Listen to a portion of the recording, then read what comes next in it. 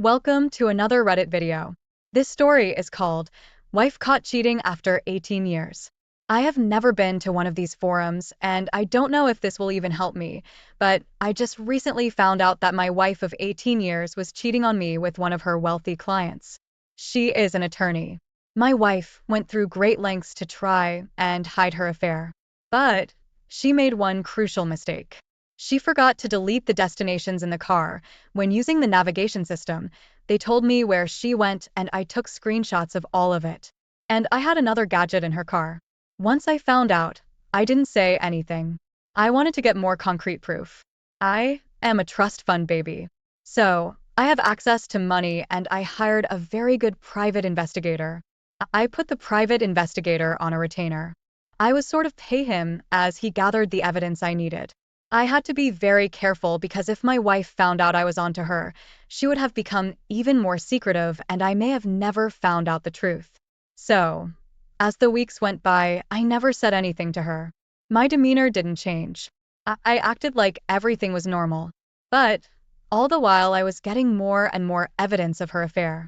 To top this all off, she is a divorce attorney. So, she knows all the tricks in the book to try and hide assets and to make sure she comes out on top in a divorce. But, little does she know, I have been planning my own little surprise for her. My private investigator was really good at getting surveillance footage of my wife cheating with this client of hers. He's very wealthy and he has a lot of power. But, what my wife didn't know is that I have been secretly recording her conversations with this man for a few weeks. I placed a very tiny voice-activated recorder in her car without her knowledge. Even though I am a trust fund baby, I was a mechanic at one time and I told her one day that I was going to clean her car and get the oil changed. That's when I placed a voice-activated recorder in her car. One of the most heartbreaking things I heard, she gave him oral in the back seat of her car. I thought to myself, I would never initiate kissing her again, never, but I still had to play dumb. Like I didn't know anything. A few more weeks went by and I had more than enough evidence to confront her with, but I wanted to wait for the right time. I was still unsure if I even wanted to confront her. I also secretly hired a moving company to come and move all of my stuff out of our house while she was at work. I didn't want any type of confrontation with her. I wanted to be long gone before she even got home from work. That day, she called and said she would be working late. When she told me that I said, "Okay, I love you. I will see you later." After getting off the phone, I called my private investigator and told him that my wife said she was working late. My private investigator said, "Okay, I will tell her and see what she is really up to." A few hours went by and I got a call from my private investigator. He said, "Well, it seems like your wife is not working late. She is currently at a hotel with her client." I told him to stay there and get as much evidence as possible. I wanted to be 100% sure before I took any kind of action. The private investigator said, "Okay, no problem." A few hours went by. The private investigator sent me a video clip of them walking into the room with her client's hand squeezing my wife's ass. I sent the private investigator a text telling him he doesn't need to stay there any longer. That's all the evidence I needed. After that, I continued packing my things while the moving company continued moving my furniture. It wasn't much. I had made arrangements to move into one of my vacation homes that I rent out every year, which was partially furnished. At about 4 p.m., my wife calls me and says she will be home in an hour or two. I told her, okay, and hung up the phone. I told the movers we had about an hour left, and I told them the address of the vacation home. They were done about 40 minutes later. I gave them the key, and they headed to the house. I locked my old house, set the alarm, and got in my car. My movers and I get to the vacation home. When my phone rings, it's my wife. She says she wants me to meet her at our favorite restaurant. I said, "Why?" She says, "I have something to tell you." I get to the restaurant, and my wife is already there. She's sitting in a booth. I sit down and she looks at me and she has this weird look on her face. She finally says, "I'm pregnant." I was in shock. I didn't know what to say. I told her, "Are you sure? It's mine." She looks at me funny and says, "Why would you say that?" I look at her, take out my phone, show her the video clip of her and her client walking into the hotel room with her client, squeezing her ass. Then I told her, I know you are cheating on me. And I know you gave this client of yours oral in the backseat of your car. We can do this one of two ways. We can settle this out of court, or we can go to court and you will probably get demolished with all of the evidence I have. She didn't say a word for about a minute. Then she looks at me and says she will take her chances in court. All I said was, okay, got up and left. The following day, I conferred with a divorce attorney, showed him the evidence, and told him to start the divorce process. That same day, she must have called my phone 1,000 times. Remember the day I left her at our favorite restaurant? She went home and found that I had moved out and bombarded my phone that day as well. But I never responded to her. A few weeks later, my divorce attorney said that she was served with the divorce papers and all that's left now is the hearing. A few weeks after that, I get a call from her asking me to meet her for coffee. So I did. She asked me how I was doing and I said, I'm doing just fine. Thank you. Then she asked me if I would consider dropping the divorce. And I said, no. I told her, I can't trust you anymore. After 18 years of marriage, you decide to cross the line with the client and you want me to take you back. I'm sorry, but I can't do that. She begged and pleaded with me, even offered to give up her privacy and let me have access to everything. A few weeks later, I get a call from her again, saying she wants to meet for coffee. So, I met her again. This time she wanted to know if I would give her another chance. She kept saying, please, please, please. And I said, why? What benefit do I get? If I decided to give you another chance, she looked at me with this pitiful look on her face and said, because I love you. I just sat there looking at her for what seemed like an eternity. Then I got up and left. A few days later, I received a package in the mail from her. It contained a box of my favorite cigars and a note that said, I'm sorry. I thought about it for a few days and decided that I just couldn't do it. I had tears rolling down my face. I just couldn't see myself with her. She threw away 18 years for a client that she knew for only a month. I can't think or write any more at this point. I am too mentally distraught. I promise I will come back with an update on my situation. This story is called Update Wife Caught Cheating After 18 Years. Hello. I am back with a quick update. My divorce isn't final yet. My wife asked me to give her another chance. She begged and pleaded with me after I showed her proof that I knew she was cheating on me. She has since asked me multiple times. Have I considered giving her another chance in my head? I said I couldn't, but I just haven't told her yet. I don't think I can trust her, but I had a funny feeling. She was still cheating. So, with my gut instinct, I called my private investigator and told him I wanted him to continue to follow her. A week goes by. He calls me and tells me he has not seen her with that client. She goes to work and goes home. He also tells me that when he follows her home, he stays for about 30 to 40 minutes to see if she leaves the house. According to him, she hasn't. Fast forward 3 weeks and my private investigator follows my wife home and he waited for 30 minutes. Then, out of nowhere, he sees a car drive down to the house. He's never seen this car before. It's the guy she has been cheating with. He sends me a clip of this guy walking up to the door. He knocks on the door. My wife opens the door and kisses him. What are you doing, Bill? Can a man drink that much? Lamented neighbor Mrs. Hogreave. She looked reproachfully at Bill, who was like a son to her. I'm in grief, don't you know, Mrs. Hogreave? Bill whispered, crying and swaying at the table with the drink in his unsteady hand. His red swollen eyes looked distracted and vacant. His cheeks and chin were covered with long stubble, which made him look miserable and untidy. Mrs. Hogreave wrinkled her nose. Yes, you are grieving, but she's grieving too. The woman pointed her hand at the little crying girl huddled in the corner of the sofa and looking from there frightenedly at her father. She may be 100 times more hurt and scared than you are. She's only 6 years old, and not only has her mother died, but her father has turned into a monster. Mrs. Hogreave stood in the middle of the room, her eyes sparkling angrily. She turned to the little girl and spoke to her. Now her voice sounded very soft and gentle. Come with me, Esther. Daddy will come and get you when he gets a little better.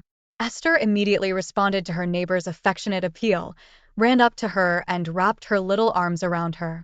Her little eyes looked hopefully at the kind elderly woman.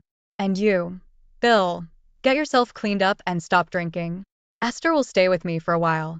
And remember, you are the most dear person in the world to her now, and you have to think about her first now, and not about how you're hurt and miserable." Mrs. Hargreave took the girl and left. There was an oppressive silence in the house. Bill's hand reached for his glass, but he suppressed that impulse. Mrs. Hargreave is right.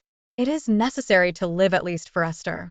The man collapsed face down on the sofa and tried to forget himself in an anxious sleep. Before his eyes, as on a film, flew all his family life. Here is his beloved Helen, beautiful and happy in her wedding dress. She happily tells him, "You and I are going to live happily ever after." And then suddenly a very recent picture came to mind in which she, pale, exhausted by illness, with a headscarf on her head, was speaking again. But now her voice sounded quiet and sad. "You should take care of her, Esther. Don't leave her." Bill shuddered at these memories and cried again, this time of great shame in front of his wife for not coping. A few days later, he, clean-shaven and sober, stood on Mrs. Hargreave's doorstep. "Hello, I've come for Esther," he said with excitement. "Oh, you have come to your senses." The older woman looked at him sternly over her glasses. "Well, come in, but you need to wait. I've put Esther to bed after lunch. She needs daytime sleep now more than ever. So you and I will drink tea meanwhile. I have baked donuts with her." "Thank you, Mrs. Hargreave, for shaking me up." They sat at the table and talked quietly, reminiscing while little Esther was sleeping, curled up on the old couch. "That's how my son used to sleep," Mrs. Hargreave said, looking at the girl. "He was so cute. And then he had an accident at work. It was like I lost my meaning in life. I didn't know why I live, why I work." "You are luckier than me, Bill. Look, there's the meaning of your life, sleeping on the couch." Esther woke up exactly 1 hour later. As soon as she opened her eyes, she immediately rushed off the couch and jumped on her father's lap. She happily stroked his shaven cheek, saying, "Daddy, my daddy is back." At this point, I would like, of course, to say that everything had settled down. But that would not be quite true. Sometimes Bill would get depressed again, and he would drink again. And once again, Mrs. Hargreave would take Esther to her place for a couple of days. Time went by. Esther went to school. She studied well, and Mrs. Hargreave was always ready to help if Bill suddenly went out of order for a few days. And then one day, Bill brought a woman home. "Daughter, meet Paula. She's going to live with us, and I hope you'll be friends with her." A beautiful tall woman looked at the girl, slightly squinting her eyes and smiling. She was as bright as a candy wrapper, and Esther smiled at her. "Finally, Daddy will be happy. He will stop drinking and crying at night," thought the little girl. And she was right. Her father adored his new wife. But her relationship with Paula did not work out. Everything was fine in front of her father. Paula was usually smiling and talking affectionately to the girl.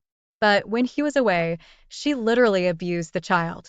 Esther could not understand why her stepmother hated her so much. Not a day went by that Paula did not scold or humiliate her. The girl said nothing to her father. She thought that if Paula left, her father would get sick again, and he would start drinking and crying at night. Noticing that her stepdaughter unrequitedly accepts all the abuse, the woman became brazen and sometimes began to beat Esther for the smallest mischief. Each time, the slaps grew stronger and more painful. "What is this?" asked Bill once, noticing a bruise on the daughter's arm. But Esther only lowered her eyes to the floor, hiding her tears, and said that she had fallen accidentally. She saw her stepmother looking at her triumphantly and haughtily, standing at the window and folding her arms across her chest.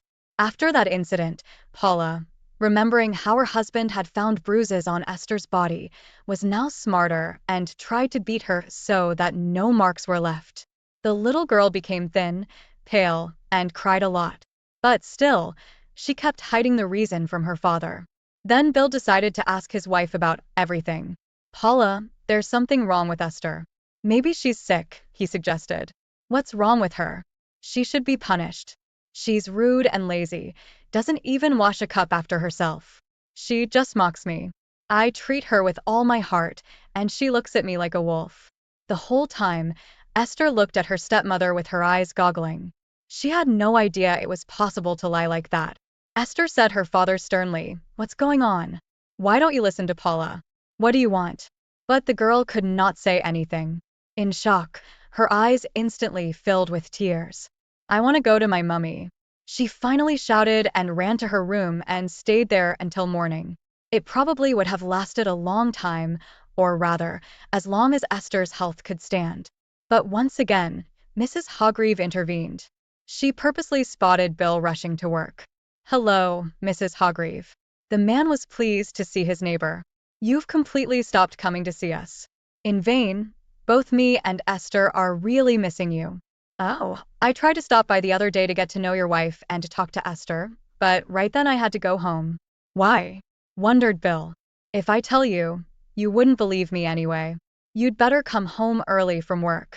Best when Esther comes home from school. You'll see everything with your own eyes." Bill was on his way to work, and his heart was not in the right place. There was something in his neighbor's words that made him uneasy, prevented him from thinking about anything else but what was going on at his house while he was away. Why has a good, obedient girl become frightened, withdrawn, and worse at school? Paula says Esther is silly, but she isn't. She's always been praised at school, thought the man. A little later that day, Esther had barely come home from school when her stepmother met her at the door with a wet towel in her hand. "Well, come in, you poor thing," she hissed threateningly. "So, you want to go to your mother?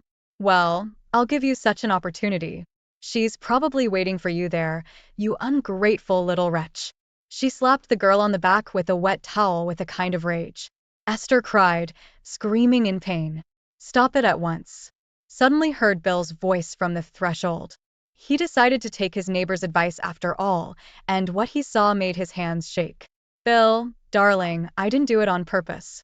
She just drove me crazy. Let's give her to your mother, or to an orphanage. It's not my fault." "I don't know why she makes me so angry," shouted Paula. "Are you crazy? An orphanage? I'll put you in jail." "I never thought you were capable of such a thing." Bill rushed to his daughter. "Honey, tell me where it hurts." "Forgive me, my little one." Esther hugged her father tightly around the neck and cried loudly. All the tears she had not cried for all that time were rolling out of her eyes in a hail of tears. Mrs. Hargreave quietly entered the room and looked with unconcealed contempt and hatred at Paula, who was packing her suitcase. "People like you should be imprisoned or isolated from society for life," she said to Esther's stepmother. But the woman only smirked in response. "It's not my duty to take care of other women's children." "So why did you marry him? You knew he had a daughter, didn't you?" resented the elderly woman. "Are you really that silly?" I just thought I'd eventually persuade Bill to put the girl in a boarding school." "Get out," shouted the man, still continuing to hold the girl close to him. "Otherwise, I'm not responsible for myself." Paula, with her head held high, rattling her two suitcases, walked away. Bill held Esther in his arms for a long time, saying, "Forgive me, my dear, that I didn't see or hear anything. You've been through so much.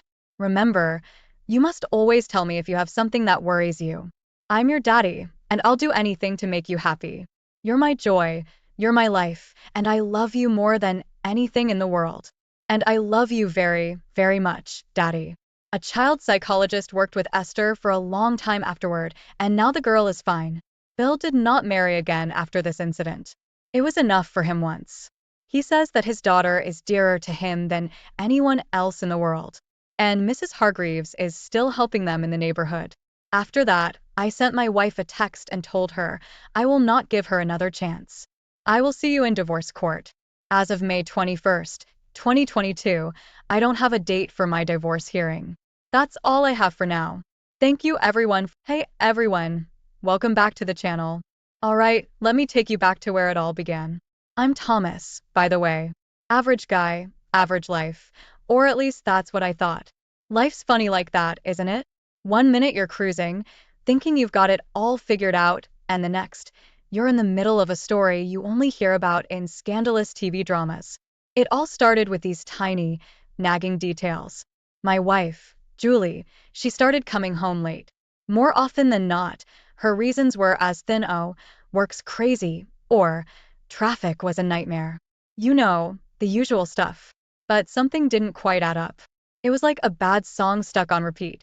Then, one evening, she walked in with this scent clinging to her. A man's cologne. Definitely not mine. That hit me like a ton of bricks. My gut twisted into knots. I remember staring into the mirror, asking myself, is she seeing someone else? So, there I was, turning into some amateur sleuth. I'd rummage through her stuff when she was in the shower, checking her phone for any clue. I felt like a character in some cheap detective novel, but I couldn't help it. The need to know was eating me up inside. One night, I couldn't take the suspense anymore. We were having dinner, the same old silent meal, and I just blurted out, "Are you cheating on me?" Man. The look on her face, it was this mix of surprise and something dark, like she was caught but also a bit thrilled about it. She laughed. Yeah, she actually laughed. It was this cold, hollow sound that seemed to echo around the room. Then she said, "Yes, I am." Just like that, no tears, no drama. But what came next was the real kicker. She wanted me to watch. Said it would spice things up. I felt like I'd been thrown into some twisted reality show. You're probably thinking, walk away, man, but it's not that easy. There was this part of me that needed to understand the why, the how. So, I agreed. Against all logic, against every screaming instinct, I agreed. The day came, and there I was, hidden away, feeling like a total creep. My heart was pounding out of my chest, anger and hurt swirling in a toxic mix. Watching Julie with this other guy, it was surreal. Each touch, each laugh they shared, was a stab right in the gut. But you know what? It also opened my eyes. I saw Julie, not as my wife, but as someone I no longer recognized. Someone who could lie straight to my face, who could twist love into some sick game. And that's when I knew I had to get out, had to turn this whole nightmare on its head. But I wasn't going to leave quietly. No way. I was going to expose the truth, let the world see Julie for who she really was. I started gathering evidence, taking photos, recording conversations. I was a man on a mission, fueled by a mix of heartbreak and this burning desire for justice. I chose our annual dinner party with friends to drop the bomb. I had everything planned out. I'd stand up, glass in hand, and lay it all out. Photos, recordings, the whole 9 yards. I was going to shatter that saintly image Julie had been parading around. And let me tell you, when that moment came, it was like a scene straight out of a movie. The shock, the whispers, Julie's face turning white as a sheet, it was all there. I watched as her world crumbled around her, piece by piece. After that, everything changed. Julie lost her friends, her reputation. Me. I started a new chapter. Sure, the pain was still there, but I had something back, my dignity, my self-respect. A while later, Julie called me, crying, saying she regretted everything. But it was too late. I had moved on, grown stronger from the whole mess. I hung up, looked out the window, and there it was, a clear sky after a storm. I had survived, ready to face whatever came next. You know, there's always that one moment, that split second when everything you've ever believed in comes crashing down around you. For me, that moment was the night I confronted Julie. It was like stepping onto a stage, not knowing if you're about to play the hero or the fool. We were in our living room, the same room where we'd celebrated anniversaries and birthdays. It's funny how a place filled with so many happy memories can suddenly feel like a trap. I remember the way my heart pounded as I looked at her, this woman I thought I knew, and asked the million-dollar question, "Are you cheating on me?" Her reaction, she laughed, not the kind of laugh that comes from joy or a funny slip-up. No, this was different. It was a laugh that sent shivers down my spine, a sound that seemed to mock everything we had built together. And then, as if her laughter wasn't enough to shatter my world, she admitted it. Just like that, yes, Thomas, I am. But here's where it gets really twisted. She didn't just stop at admitting her affair. She wanted me, yes, me, her husband, to watch her with this other guy. It was like a sick, twisted game to her. "It'll spice things up," she said. I mean, what the hell, right? You're probably thinking I should have walked out right then and there. And you're right, any sane person would have. But there was this part of me, this masochistic, bewildered part that needed to know more. Why? How did we get here? So, in a decision that defies all logic, I agreed. The following days were a blur. I was living in this daze, trying to wrap my head around what was happening. Part of me hoped it was all a bad dream, that I'd wake up and find everything normal again. But deep down, I knew that wasn't going to happen. Then came the night I had agreed to become a spectator in my own marriage's destruction. I remember hiding in our guest room, feeling like the world's biggest loser. There's something profoundly disturbing about hearing your spouse with someone else, only a few feet away. It was a sensory overload of the worst kind, the sounds, the silences, the muffled laughter. That night, I didn't just see Julie's true colors, I saw my own naivety, my own willingness to turn a blind eye to the signs. It was like watching a car crash in slow motion, horrific, but you can't look away. But, amidst that chaos, something in me snapped. It was this moment of crystal clear clarity. I realized that this wasn't the end for me. No, it was a wake-up call. I was more than this, more than a pawn in Julie's sick game. I started planning right then and there, in the darkness of that guest room. I was going to expose her, let everyone see the kind of person she really was. I wasn't going to be the silent, suffering husband anymore. I was going to take back control of my story. Over the next few days, I became a man on a mission. I gathered evidence, photos, videos, anything that could prove what was happening. It was like I was building an arsenal, preparing for the final showdown. I had to be methodical, careful not to tip Julie off about what I was planning. Every step had to be precise, calculated. And through it all, I was wrestling with my own demons. There were moments of doubt, moments where I wondered if I was doing the right thing. But then I'd remember that night, the laughter, the betrayal, and I'd steel myself again. This was about more than just revenge. This was about reclaiming my dignity, my self-respect. As the day of the big reveal approached, I felt this mix of anxiety and determination. I knew things were going to get ugly, that the fallout would be massive. But I also knew that I couldn't live in the shadows of lies and deceit any longer. I was ready to bring everything into the light, ready to face whatever came next. That's the thing about truth. It's liberating and terrifying all at the same time. And I was about to find out just how much of both it could be. So, there I was, hidden like some kind of spy in my own house. It's a strange thing, to be a fly on the wall in your own life, watching it fall apart. My heart was racing, a mix of cold fury and disbelief. I mean, how did it come to this? Me, Thomas, the guy who always played it safe, now lurking in shadows like a character in some twisted thriller. It was the most humiliating experience of my life, hands down. There I was, crouched in the darkness of our spare room, every fiber of my being screaming to burst out and stop this madness.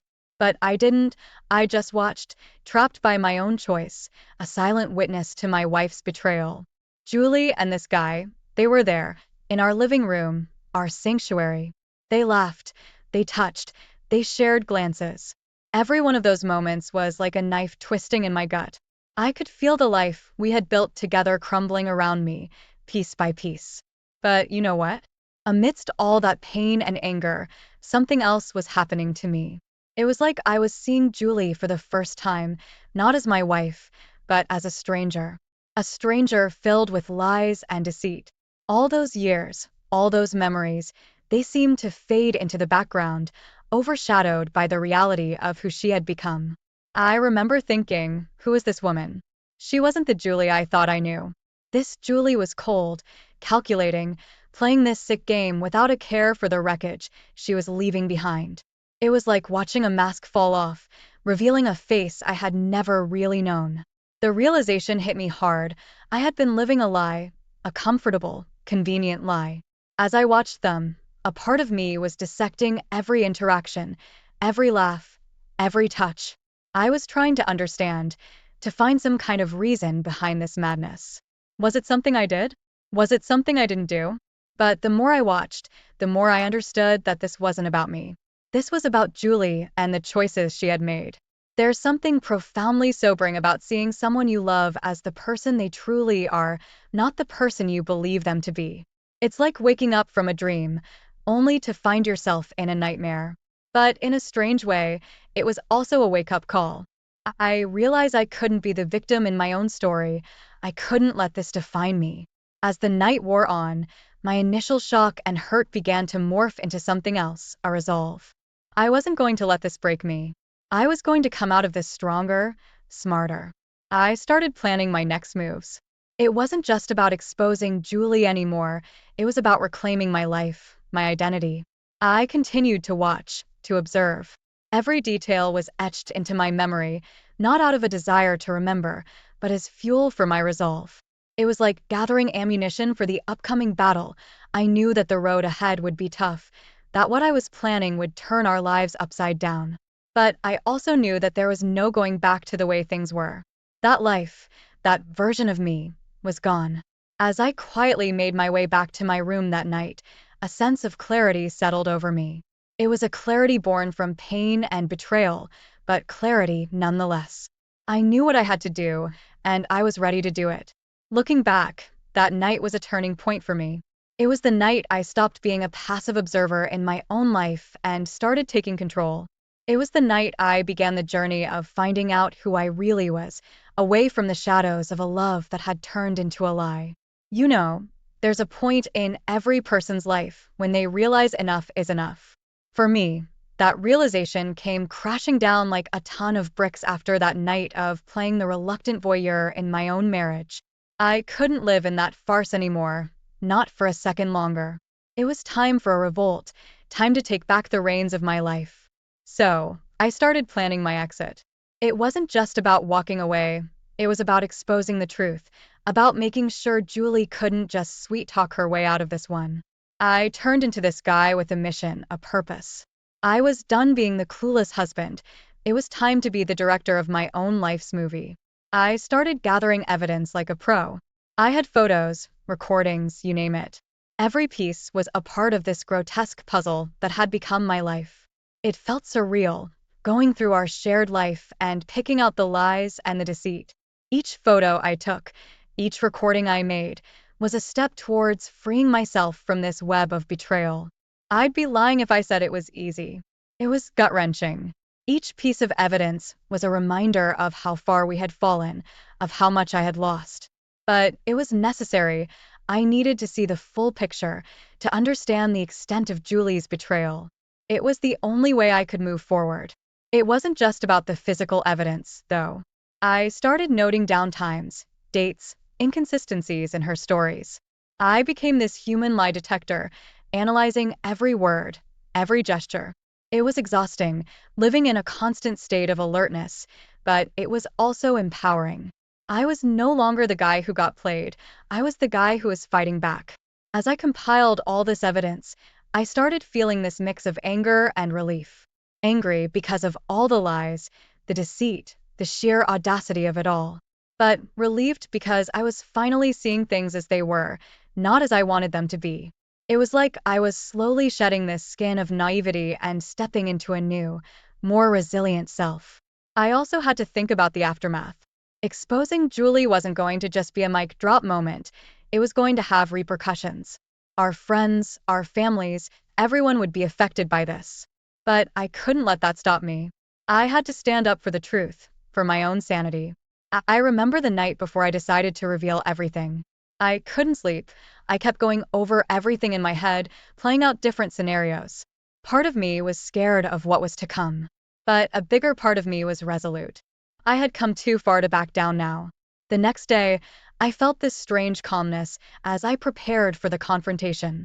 It was like I was in the eye of the storm, the chaos swirling around me, but inside, I was at peace. I knew what I had to do, and I was ready to do it. I chose a dinner party at our friend's place for the big reveal. It had to be public, irrefutable. Julie wouldn't be able to twist the narrative in front of an audience. I had all the evidence on my phone, ready to be shown. I wasn't just going to tell them, I was going to show them. As we got ready for the party, Julie was her usual self, unaware of the storm that was about to hit. I played along, keeping my cards close to my chest. It was a game of poker, and I was about to play my winning hand. Walking into that party, I felt a mix of nerves and determination. I greeted our friends, made small talk, all the while knowing that in a few moments, everything was going to change. It was surreal, like being in a movie where you know a plot twist is about to happen. And then, as we sat down for dinner, with everyone gathered around, I stood up. My heart was pounding, but my voice was steady. I have something to share, I said. And with that, I began the most difficult, the most liberating speech of my life. So there I was, at this dinner with our closest friends, the kind of gathering where you'd usually share good news, maybe a promotion or a new baby on the way. But me? I was about to drop a bombshell that would turn this cozy little get-together into a scene straight out of a daytime drama. The air was filled with the usual chatter and laughter, the clinking of glasses, the kind of comfortable noise that comes with good company and too much wine. Julie was there, of course, playing her part to perfection, the doting wife, all smiles and grace. It was almost enough to make me doubt myself, almost. I remember feeling like I was in some sort of trance as dinner progressed. Each course that came and went was like a ticking clock, counting down to the moment of truth. My stomach was in knots, but there was also this growing sense of determination. I wasn't just doing this for me, I was doing it for the sake of truth, for reality over pretense. Finally, as dessert was being served, and everyone was relaxed into that post-meal contentment, I stood up. The room fell silent, all eyes on me. There was this moment of collective expectation, like they were all waiting for a toast or some kind of announcement. Thanks, everyone, for this lovely evening, I started, my voice surprisingly steady. But I have something important to share, something that can't wait any longer. I took out my phone, where I'd stored all the evidence, the photos, the messages, the recordings. Julie's face was a picture of confusion, then slowly, as she realized what was happening, it morphed into fear. Thomas, what are you doing? She whispered, but I barely heard her. I began showing the photos, one by one, on the TV screen. The room was deadly silent. The only sound was the clicking as I changed from one image to the next. Pictures of Julie and her lover, timestamps clear as day. There were gasps, someone let out a low whistle, like they couldn't believe what they were seeing. Then I played the recordings, snippets of conversations, plans they'd made. It was damning, irrefutable. The Julie in those recordings was a far cry from the saintly figure she presented to the world. The reaction around the room was a mix of shock, disbelief, and in some cases, anger. Our friends, people who had known us for years, looked at Julie like they were seeing her for the first time. She tried to speak, to explain, but her words fell flat. The evidence was too overwhelming. Julie's face was ashen, her usual composure shattered. She looked around the room, probably realizing that these were faces she might never see again, at least not in the same way. There was a sense of betrayal hanging in the air, a sense of having been fooled by someone they considered a friend. I didn't take any pleasure in doing this. It wasn't about revenge, it was about setting the record straight. For so long, Julie had controlled the narrative, painted this picture of a perfect life, a perfect marriage. But now, the truth was out, raw and unfiltered. After the last recording played, the room was silent. You could cut the tension with a knife. I looked at Julie, and for a brief moment, I felt sorry for her. But then I remembered all the lies, the deceit, and any sympathy I had evaporated. I sat down, my part done. The rest of the evening was a blur. There were arguments, people taking sides, some trying to console Julie, others looking at me with what I hoped was respect. The perfect evening had turned into a battleground, with our marriage as the casualty. As I left the party, I felt a weight lift off my shoulders. I had done what I needed to do. The journey ahead would be tough, no doubt about that. But for the first time in a long while, I felt like I was walking towards something real, something honest. The facade was gone, and in its place was the truth, harsh but liberating. Let me tell you, the aftermath of that dinner party was like the aftermath of a hurricane. It tore through our lives, leaving a trail of destruction in its wake. Julie, once the center of our social circle, the life of every party, found herself in a freefall. Her friends, our friends, they all pulled away one by one, like leaves from a dying tree. And her reputation, which she had so carefully curated over the years, crumbled like a house of cards. In the days that followed, I watched as Julie grappled with her new reality. The phone calls that went unanswered, the invitations that stopped coming, the whispered conversations that fell silent when she walked into a room. It was a steep fall from grace, and she felt every inch of it. But me? I was starting over, sure. The pain was still there, a constant companion in those early days.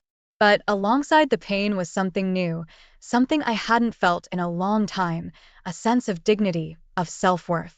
I was no longer the man who had been cheated on, deceived, and humiliated. I was the man who stood up for himself, who demanded the truth, even when it was hard. Starting over wasn't easy. I had to find a new place to live, figure out how to be Thomas again, not just half of Thomas and Julie. I dove into work, into hobbies I had long neglected, into friendships that had been pushed to the sidelines during my marriage. It was a process, a slow rebuilding of the life I had before Julie, or maybe a building of something entirely new. There were moments, of course, when doubt crept in, when the loneliness felt overwhelming. Nights when I'd scroll through my phone, tempted to call Julie or to check up on her. But then I'd remember that night, the look in her eyes when the truth came out, and I'd put the phone down. That chapter of my life was closed, and I was writing a new one. As the weeks turned into months, I watched as Julie tried to claw her way back into the lives of our friends, but it was no use. The trust was broken, the image shattered. She had been a master at playing the perfect wife, the perfect friend, but now everyone had seen behind the curtain. It was a hard lesson, but one she had brought upon herself. Meanwhile, my own life was taking shape in ways I hadn't expected. I reconnected with old friends, made new ones, started dating again. It was strange, at first, to be on my own, but it was also exhilarating. I was rediscovering who I was outside of my marriage, outside of Julie's shadow. I won't lie and say it was all smooth sailing. There were setbacks, days when the memories would come rushing back, when the hurt would flare up anew. But each time, I'd pick myself up, remind myself of how far I'd come, and keep moving forward. Looking back, I can see that Julie's fall was a necessary end to our story. It was painful, messy, and full of heartache, but it was also cleansing. It swept away the lies, the pretense, and left us both with nothing but the truth. And in that truth, I found my freedom, my chance to start anew. Julie lost a lot, her friends, her standing in our community, the respect of people she cared about. But I like to think that in that loss, she found something too, a chance to start over, to rebuild herself into someone better, someone real. I don't know if she took that chance, but I hope she did. As for me, I learned a lot about myself, about what I'm capable of, about what really matters in life. I learned that dignity isn't just about how others see you, it's about how you see yourself. It's about standing up for what's right, even when it's hard, even when it hurts. So, yeah, the fall was hard for both of us. But from that fall, we both had the chance to rise again, to rebuild from the rubble. And that's exactly what I did. So, there I was, months down the line, finally feeling like I was getting my feet back under me. It's strange how life works. You go through this storm, thinking it's never going to end, and then one day, you wake up and realize you've made it through. That's where I was, rebuilding, finding a new normal, when out of the blue, Julie called. I remember staring at my phone, her name flashing on the screen, feeling this surge up. I don't know, a mix of emotions, really. Curiosity, a twinge of the old pain, and this underlying sense of finality. I answered, more out of a sense of closure than anything else. Her voice came through, and it was like I was transported back in time. She was crying, her words broken by sobs. She said she was sorry, that she regretted everything, that she had lost so much and realized too late what she had thrown away. It was a stark contrast to the confident, almost arrogant Julie I had confronted months ago. But, as I listened to her, I felt this profound sense of detachment. Her words, once capable of cutting me to the core, now seemed distant, like echoes from a past life. I had moved on, emotionally, mentally. The man who had loved Julie, who had been devastated by her betrayal, he didn't exist anymore. In his place was someone stronger, wiser, someone who had learned to value himself. I told her that I forgave her, not for her sake, but for mine. Forgiveness is funny like that. It's less about giving someone else peace and more about giving peace to yourself. I wished her well, hoped she would find her way to a better, more honest life, but I made it clear that the chapter of us was closed, forever. Hanging up, I felt this final piece slot into place. It was like the last note of a song, the final brushstroke on a painting. That call, it wasn't just an end to our conversation, it was an end to the story that had been Julie and me. I walked over to the window, looking out at the world outside. The sky was clear, the kind of deep, serene blue that comes after a storm. It was peaceful, quiet, a stark contrast to the turmoil that had been my life for so long. Standing there, I realized that I had survived, not just survived, but come out stronger. That whole ordeal with Julie, as painful and as messy as it was, had been a crucible, burning away the parts of me that were no longer needed, forging something new in its place. Don't forget to like, comment, and subscribe for more jaw-dropping stories. Hey everyone, welcome back to the channel. Nancy Moore was 28 years old and worked in the accounting department of an insurance company. It was 3 o'clock in the afternoon when she got a call from her husband, Jack. Hi Nancy, are you working overtime today? Nancy sensed something wrong in Jack's voice. Are you okay, Jack? What's the matter? Nancy asked. She was a little worried. I'm fine. I got home early today and wondered if you'd be here by 5:30. There's no overtime today. Do you want me to leave now, honey? Nancy asked. Don't worry, I'll just rest for now. I'll see you later. Jack hung up the phone. Nancy was sure something was bothering Jack. She went straight to her boss's office. Nancy, we need to go over some files during overtime today. Alan Perkins reminded Nancy with a broad smile before she could say anything. Alan, I'm here to ask permission to leave early. Are you all right? Alan frowned. I'm fine, it's Jack. I don't think he's well. He just called me from home. Do what you need to do, Nancy. We'll catch up next time. She looked at her boss and nodded. When Nancy entered the house, she found Jack napping on the couch. I'm home, honey. Are you feeling all right? Yes, of course I am. Jack sat up. I'm a little tired. You came in early. He glanced at his watch. I canceled work right after you called. I know you, Jack Moore. Something's bothering you. Nancy sat down next to him on the couch. The thing is, we need to talk. Jack turned his face and looked Nancy in the eye. God, Nancy thought. Please, I don't want any bad news. She took a deep breath. What do you want to talk about, Jack? She asked fearfully. I don't know where to start, except that we've grown distant from each other lately. Nancy frowned. I'm going to be honest with you, Nancy. I've fallen out of love with you. What? Nancy twitched. Honey, we're a married couple and we have a lot of goals for our future. You know I'm going to be off the pill in a couple months. As we discussed, I want to have our first child by early next year. We'll buy our own house and I know, Nancy. Jack intervened. I met someone. Someone? Nancy couldn't hold back her tears. Yes, a young woman, and we're in love. I'm sorry, but there's no easy way to tell you this. But Jack, how could you do this to me? To us? Nancy was still trying to process what was happening. We've known each other for 5 years and married for 3. In the last 6 months, you've changed and you've been neglecting me. I've never neglected you, Jack. I've always been here for you. You started with your weekly overtime, sometimes twice a week. But Jack, I did it for us. We need the money to buy a house. Then you started your weekly hen parties with your coworkers. After that, you went shopping every Saturday for a couple hours a day. I work so hard, Jack.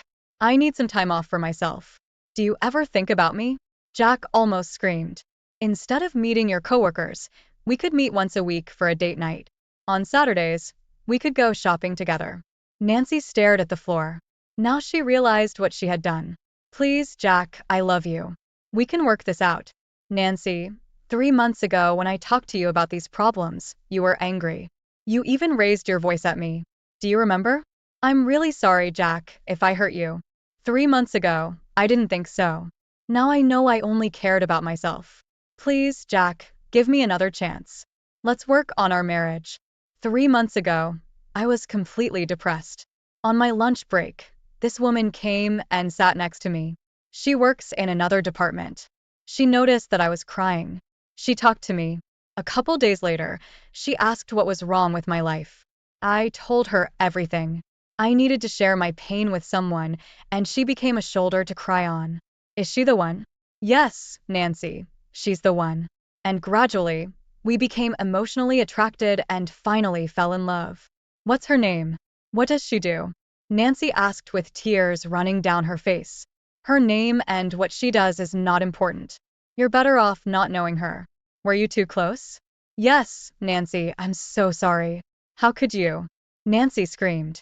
Nancy, tell me, when was the last time we made love? Okay, it was. Nancy struggled to remember. It was a month ago, and it wasn't lovemaking. We just had a quickie because you were so tired at the time. During these past 6 months, you were always tired. We've only had sex 3 times. But Jack, you should have asked. You should have done something about it. Nancy, sex is part of life as a couple. It happens naturally. There's nothing to ask. So you were getting from her what I wasn't giving you? Yes, and more than that. Nancy frowned. She does what you've always refused to do, Jack continued.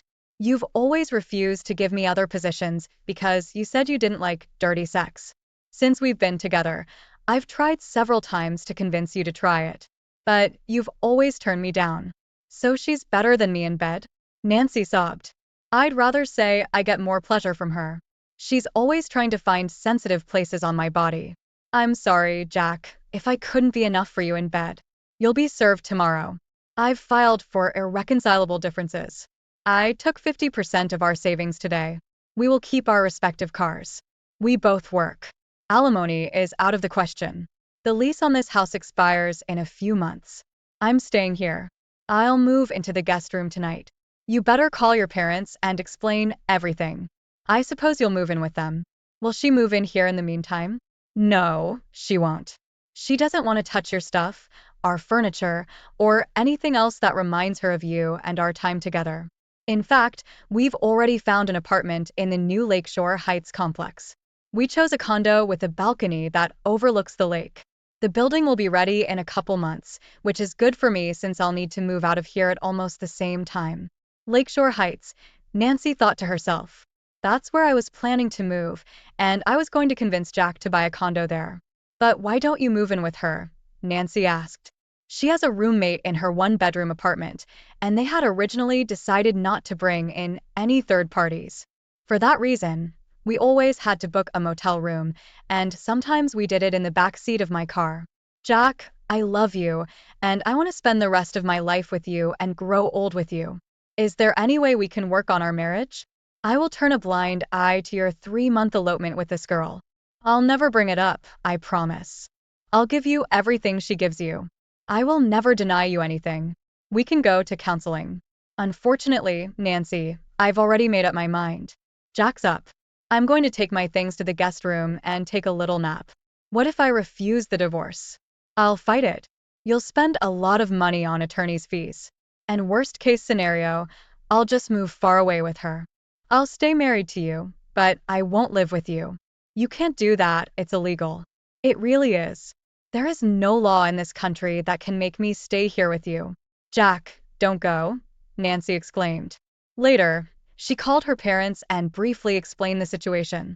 Half an hour later, they were sitting next to her in the living room. How could he do that to you? John, Nancy's father, was furious. He can't give up 3 years of marriage because you don't care about him for a couple months, Mary shouted. He should have talked to you and worked things out. It was my fault, Mom. Nancy wiped away her tears.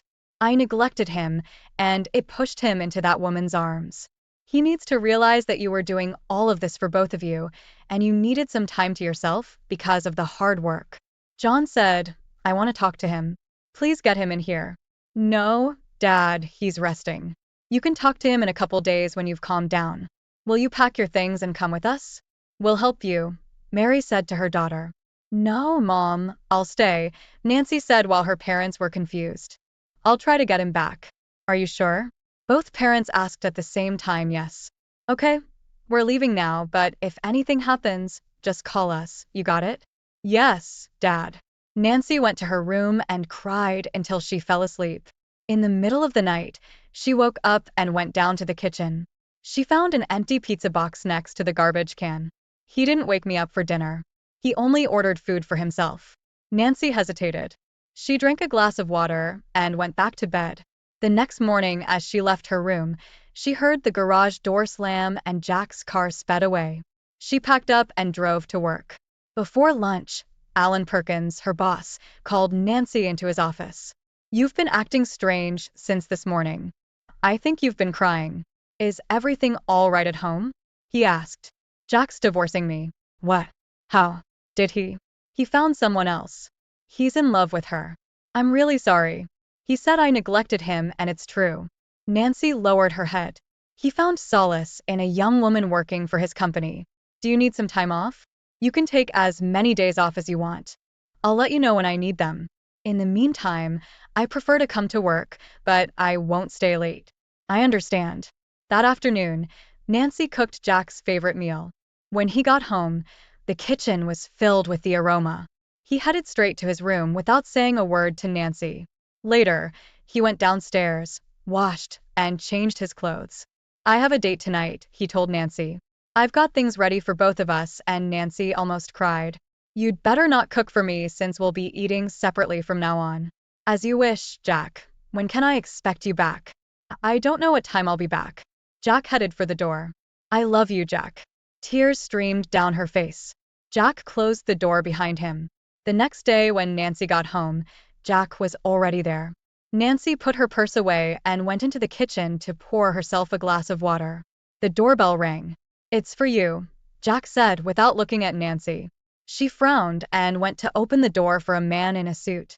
Are you Mrs. Nancy Moore? Yes, I am. You've been served.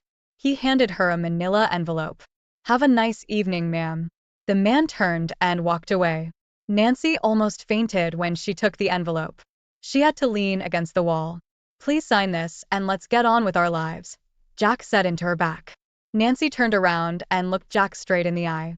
So for 6 months I neglected you and you forgot all the good times we had together. I told you I would change and I will. I'll be a better wife and a better friend. Please, I'm begging you, Jack. I'm only asking for one more chance. This was a mistake. Can't you forgive me? A mistake. How can it be a mistake if you planned it all out in advance? It's not what you think. You tell me what I should be thinking. About the good times we used to have together, so you put an end to it. And believe me, the time I'm spending with her now is much better than the time we had together. Just sign the papers, okay? Jack made his way to his room. Nancy sat down and opened the envelope with trembling hands. She looked through the papers and signed them. Later, when she went into her room, she heard Jack talking on the phone. His door was open.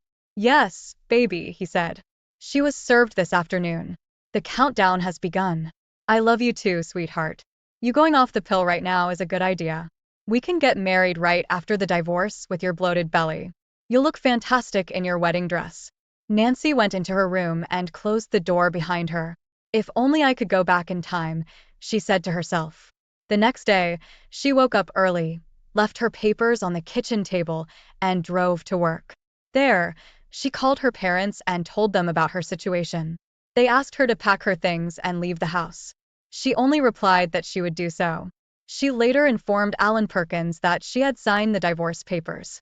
It must be very hard for you, he asked. You can't imagine how much. It's like the whole world has come crashing down on me, Nancy sobbed. You shouldn't let yourself be humiliated. You're still young. Maybe life has other good things in store for you in the future. Jack was my future, and I blew it. Can we go for a drink after work to take the pressure off a bit? Alan Perkins asked. It all started with drinks after work, remember? Nancy turned around and walked to her workplace. As the days went by, Jack would come home late after dinner at the restaurant. When he was home, he made his own sandwiches. He did his own shopping. Nancy began to behave more defiantly at home, walking around in shorts and a tank top with no bra. Sometimes she would come into the kitchen wrapped in a towel when Jack was there. She would play the music and songs he liked best. Sometimes she would bow to him. She always waited for him in the evening and tried to strike up a conversation. Sometimes he would refuse, pretending to be tired and retire to his room. But sometimes he would sit down and listen to her. She never talked about the other woman. She always made it a point to bring back their old memories together, where she saw the sparkle in his eyes and the smile on his face. But then he would change the topic of conversation. On weekends, Jack would mow the grass or find something to do to keep himself busy, avoiding Nancy. In the evening, he would go out alone and return very late. One Friday night, she called Jack and asked him out that night. It would be dinner and dancing. He said yes. She was extremely happy. Even her coworkers noticed the change in her. She got home early and got ready. She applied nail polish and chose the dress Jack liked best, a turquoise pleated short-sleeve dress. She did her hair and carefully selected her makeup. They had a nice dinner, talking about everything but their real situation. For a moment, Nancy felt like everything that had happened in the last 6 months was like a nightmare. And she just woke up, leaving everything behind, like they were still the madly in love couple they used to be. After dinner, they got their drinks and went to sit near the dance floor. A man came over and asked Nancy to dance. She looked at Jack, who shrugged his shoulders. She politely declined, and the man left. "Will you dance with me?" she asked Jack. Without saying a word, Jack stood up, took her hand, and dragged her to the dance floor. They danced for 5 songs in a row. They moved to the beat of the music. As they walked back to their table, a slow song came on. Without saying a word, Nancy pulled Jack onto the dance floor, snuggled up to him, and rested her head on his shoulder. He could feel her breath on his neck. For weeks, she had wanted to hold him, feel his body next to hers, and make passionate love to him. "Let's go home," Jack whispered in her ear. Nancy smiled. On the drive back, Jack concentrated on driving while Nancy sat humming the songs they had just danced together.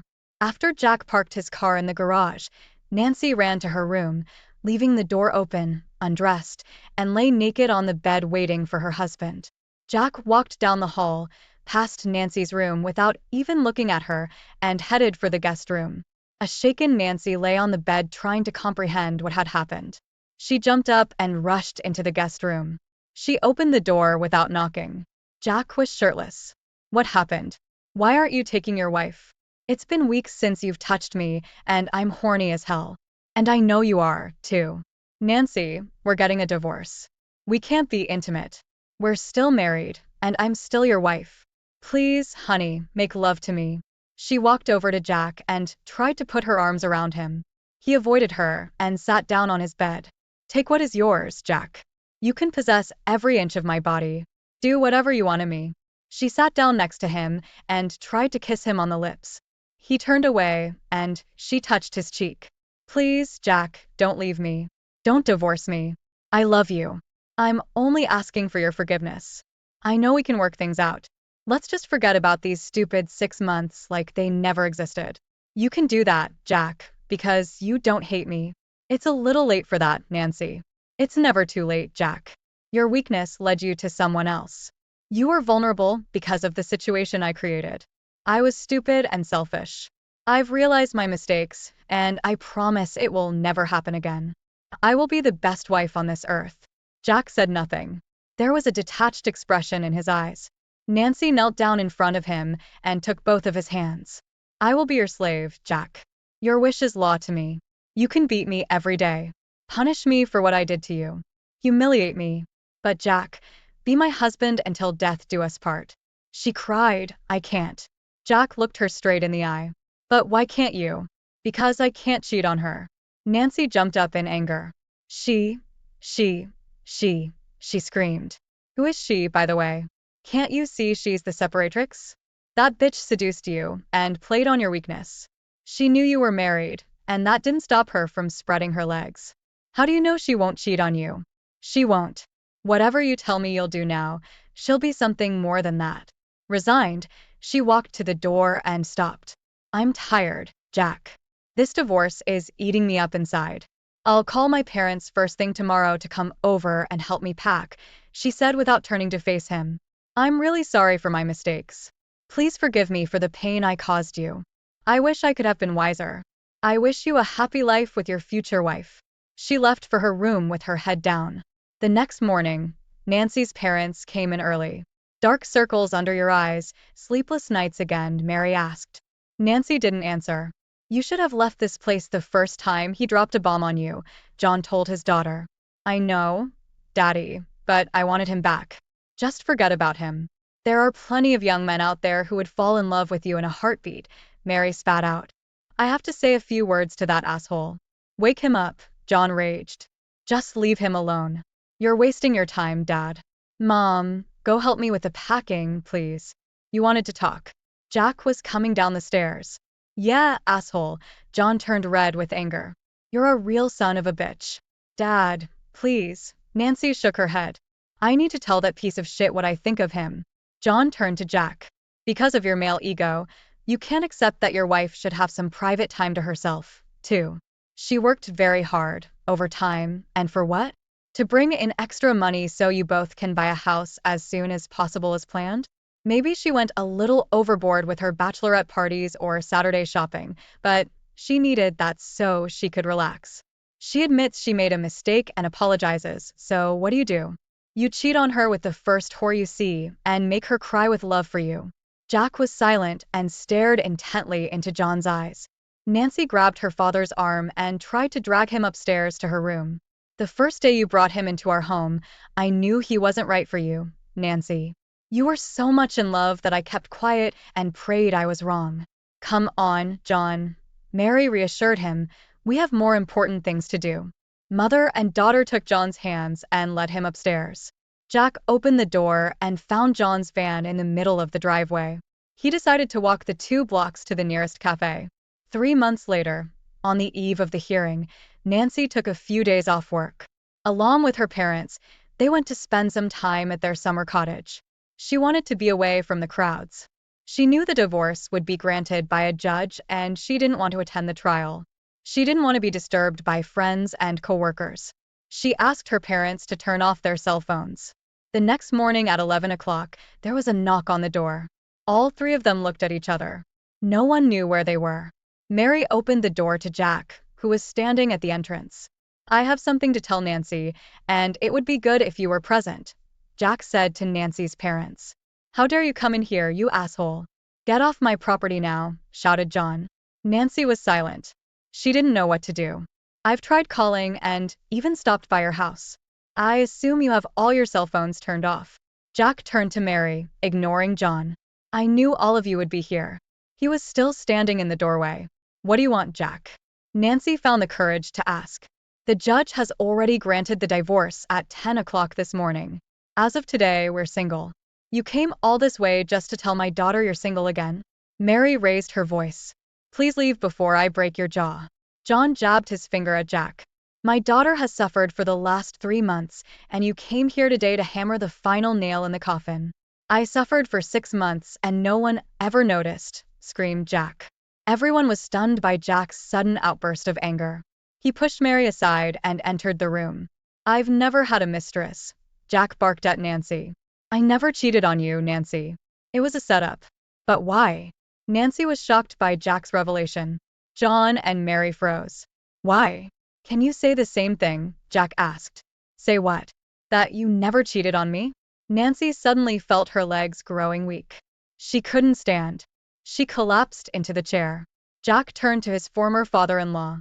For all of those 6 months, that bitch had been sleeping with her boss, Alan Perkins. There was suddenly complete silence in the room. John and Mary couldn't believe their ears. They looked at their daughter. She couldn't meet their gaze. She began to cry. All that overtime, bachelorette parties or Saturday shopping, it was all a sham. You slept with him in motels or in the back seat of his car. I had a private investigator following you around and I have DVDs, lots of DVDs. Please, honey, John pleaded with Nancy. Tell me it's not true that he's lying. I'm so sorry, exclaimed Nancy. I could have divorced you with all the proof I had. But I wanted to do something to make you suffer, to make you feel what I felt, to make you know what it means to be deceived. I wanted to make you hurt, to make you feel pain, to make you bleed. Jack spat. You did things to him that you always denied me. You know what I'm talking about. You gave him what was mine. You disrespected me. You had no time for me, but you spent every spare minute with him. You're the worst whore I know. Nancy cried louder. Mary hugged her husband tightly. Turn on your cell phone. You must be getting hundreds of calls from work and from Alan. Nancy frowned, picked up her cell phone, and turned it on. She had a lot of missed calls and messages. Since we were still married yesterday, my attorney filed a lawsuit against the insurance company and Alan Perkins. Alienation of affection is still a crime in our state. No, Nancy exclaimed. According to my lawyer, we can get up to 7 figures. One good use for your deception is that you'll bring me some money. Jack laughed. Nancy glanced at her cell phone. The missed calls were from her work and from Alan Perkins. She read the last text message. It was from HR asking her to call them as soon as possible. She scrolled down to Alan's message. He was frantic. By the way, I contacted Alan's wife yesterday and gave her the DVD set. She said she would send him to the cleaners and prevent him from seeing his 2 children. She even offered to let me sleep with her in retaliation. I'm seeing her tonight since I'm not married now. He's got a family. Why did you do that? Nancy asked. I didn't do anything. You're the one who destroyed their home when you started spreading your legs in front of him. And you know what's funny? I intend to move in with Mrs. Perkins for a while to rub it in Alan's face because he still has to pay the mortgage while I have his wife in his own bed. It would be better if you left now, Jack, John said. Right now we're going to have to deal with our own misery. I'm not done yet, Jack roared at John and turned to Nancy. I'm sure the insurance company has already fired you, Alan too. He had you after hours at your workplace and demanded overtime for you. I don't think he'll get another job in the financial sector. Nancy couldn't look Jack in the eye. She just shook her head. By the way, last month I lost a bag containing a set of your famous DVDs. And this morning I found out that they had been uploaded to the internet with your names, phone numbers, and addresses, Jack smirked. Don't worry about getting fired. I'm sure you'll get a job in the sex industry. My God, Nancy fainted. I'm done now. Jack walked to the door and turned to face John. This asshole wants nothing to do with all of you and doesn't want to see you again. That bitch can rot in hell. He turned and walked out of the room. Don't forget to like, comment, and subscribe for more jaw-dropping stories. Hit the notification bell so